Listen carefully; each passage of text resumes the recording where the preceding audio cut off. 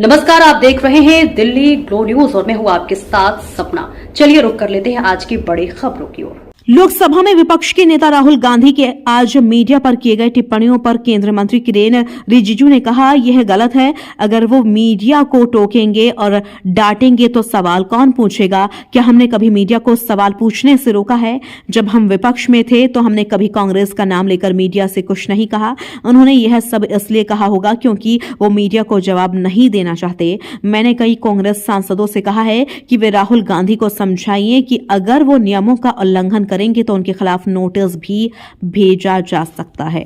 आज राहुल गांधी जी ने कहाँ कहा? यही कहा है सर, इसी जगह पर नहीं, लेकिन ये तो अगर कहा है तो रिकॉर्डिंग होगा।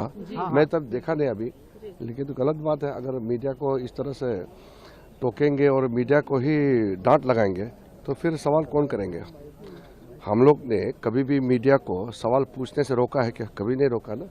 मैं इतने साल से हूँ, आज तक मीडिया जो सवाल उठाते हैं, मैंने कभी भी नहीं कहा ना कि ये कांग्रेस का सवाल है। मैंने कभी कहा क्या?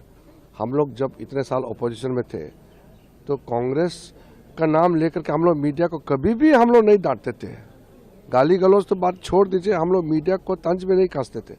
हम लोग ने हमेशा मीडिया को फ्रीडम दिया है।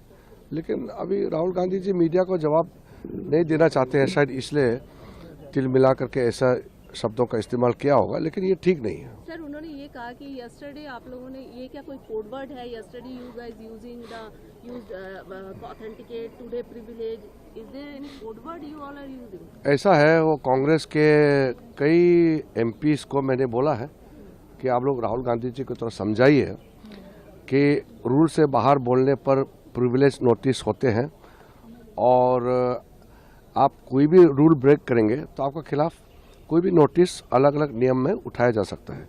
तो अभी भी मैंने कुछ कांग्रेस सांसदों को बताया है कि आप लोग राहुल गांधी जी को समझा दीजिए, क्योंकि राहुल गांधी जी को शायद नियम नहीं पता होंगे। तो राहुल गांधी जी को समझाने के लिए कई एमपीस है। मैं तो बार बार कहता हूं कि कांग्रेस में कई एमपीस है जो पढ़ा लिखा भी है, समझदार भी है और नियम से काम करते हैं। लेकिन ये लोग राहुल गांधी जी को समझाना चाहिए। हम लोग तो बिना नियम के, बिना रूल के कुछ काम नहीं करते। जो रूल्स ऑफ कंडक्ट और जो बिजनेस चलाने का प्रोसीड्योर है, इसके अलावा हम इधर उधर हट के कोई काम नहीं कर सकते हैं।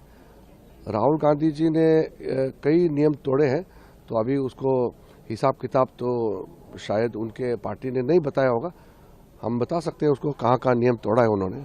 एक सवाल ये भी है सर, प्रियंका गांधी ने भी, उन्होंने भी क्लैरिफाई किया और अन्य भी कांग्रेस के लीडर आए थे, वो कह रहे थे आपने जो स्टेटमेंट दिया है कि 20-25 लोग आए और अब्यूजिव लैंग्वेज यूज किया, ऐसा कुछ भी नहीं था।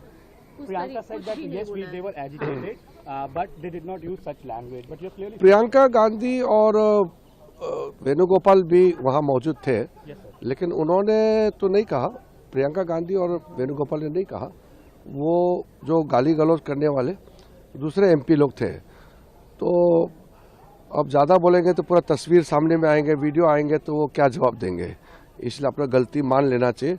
स्पीकर से न्याय मिलता है, वो चेयर होते हैं, और स्पीकर को ही गाली देंगे तो न्याय कौन देंगे?